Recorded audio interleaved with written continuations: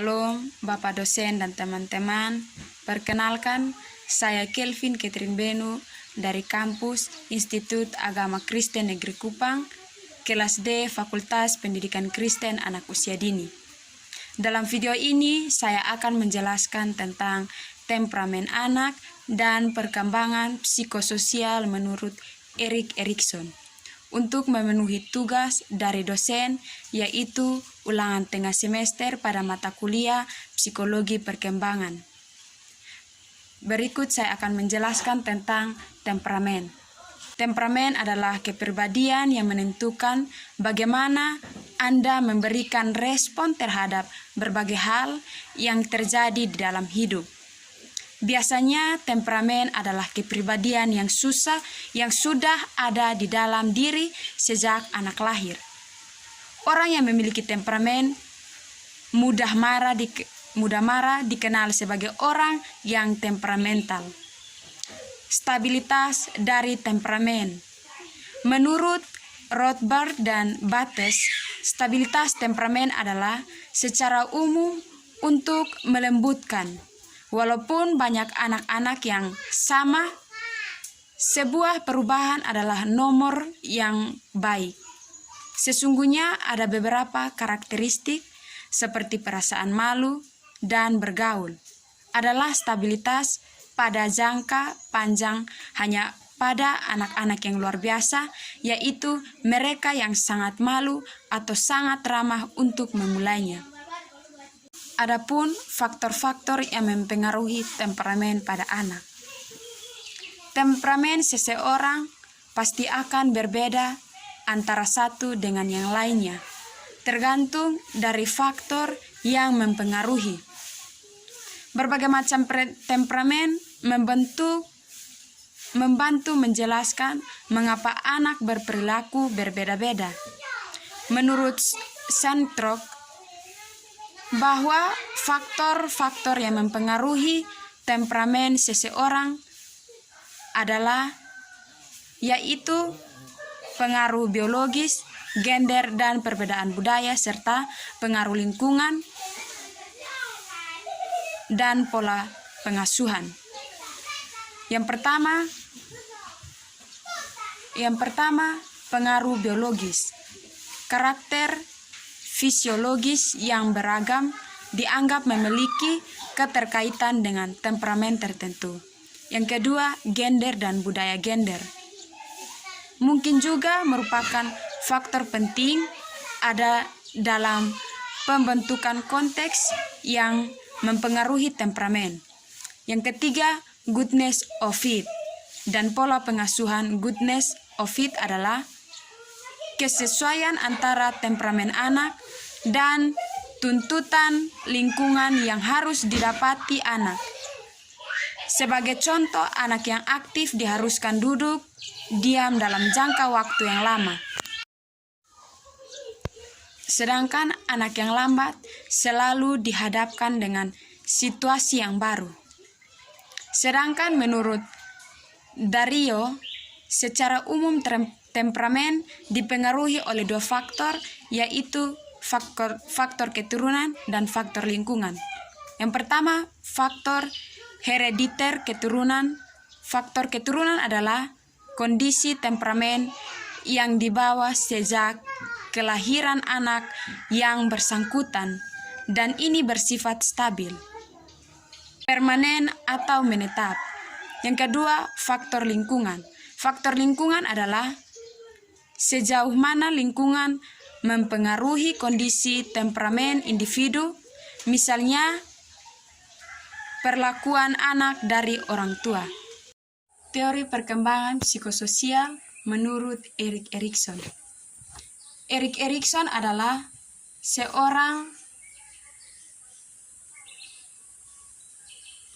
ahli psikologi yang lahir pada tahun 1902 di Jerman.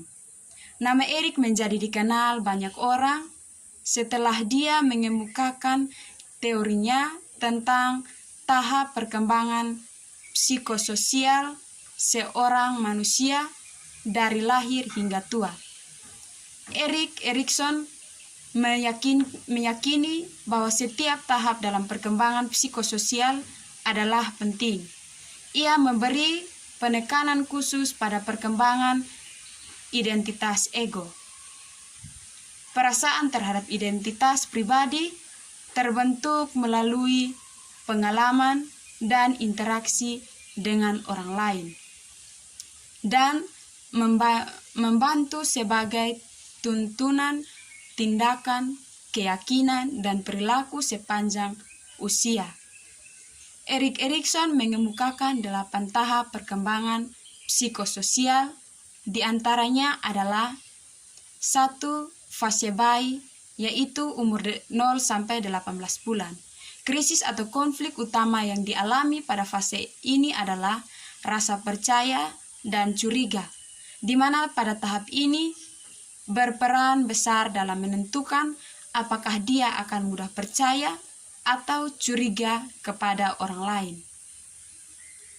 Orang yang paling berperan penting pada fase ini adalah ibu atau seorang lain yang berperan sebagai ibu.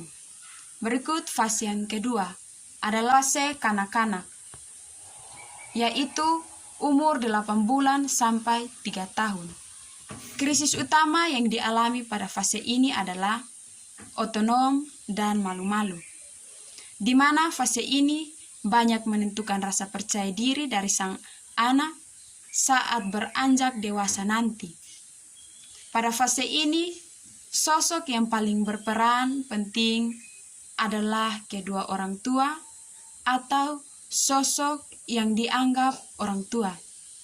Fase yang ketiga, fase awal anak kecil, yaitu umur 3-5 tahun. Pada fase ini seluruh anggota di keluarga sang anak sangat berperan besar dengan pertumbuhan sang anak. Krisis emosi yang paling dirasakan pada fase ini adalah inisiatif dan rasa bersalah.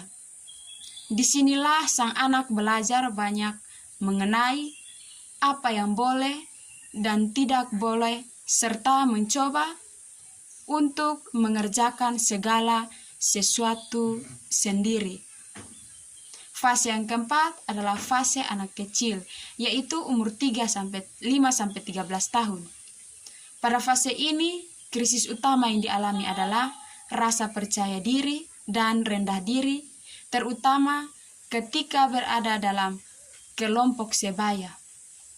Hal ini juga didasari oleh fakta bahwa pihak yang sangat berperan adalah sekolah dan tetangga, di mana komunitas anak tersebut sudah meluas dan tidak terbatas pada anggota keluarga lagi.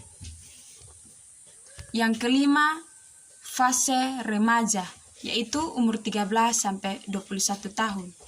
Fase ini adalah fase paling banyak menghabiskan tenaga bagi orang tua, karena pada fase atau krisis utama yang dihadapi adalah identitas, kekacauan peran, di mana mereka sedang berusaha mencari jati diri dan memiliki emosi yang tidak stabil. Sosok yang berperan pada fase ini adalah kelompok dan model kepemimpinan, sehingga di fase ini sang anak akan mudah terbawa emosi dan melakukan aksi berbahaya atas nama kelompok. Yang keenam, fase dewasa, yaitu umur 21 tahun sampai 40 tahun. Setelah melewati fase remaja, kini anak telah menjadi dewasa dan memiliki emosi yang lebih stabil. Namun pada fase ini tetaplah ada krisis yang dialami, yaitu keintiman, yaitu keintiman dan isolasi, di mana pada fase ini orang tersebut sedang berusaha mencari pasangan atau justru menjauhkan diri dari berbagai macam hubungan. Semuanya tergantung dari berbagai pengalaman yang dialaminya. Fase yang ketujuh adalah fase parubaya, yaitu umur 40 sampai 60 tahun. Setelah mengalami berbagai macam hal dan masalah, di fase ini seorang memiliki krisis utama, peduli, dan pemandu keturunan, dan stagnansi di mana orang tersebut cenderung suka berbagi pengalaman dan ilmu, serta ingin meninggalkan suatu warisan. Fase yang terakhir atau yang ke-8 adalah fase lansia, yaitu umur 60 tahun. Akhirnya tibalah pada fase akhir kehidupan manusia, yaitu fase lansia, di mana krisis utama yang dialami pada fase ini adalah integritas dan putus asa. Pada fase ini, sosok yang berperan adalah siapapun yang dapat membuat dirinya merasa berguna. Terima kasih. Mungkin ini saja penjelasan yang saya sampaikan dan semoga bermanfaat bagi kita semua. Terima kasih. Salam.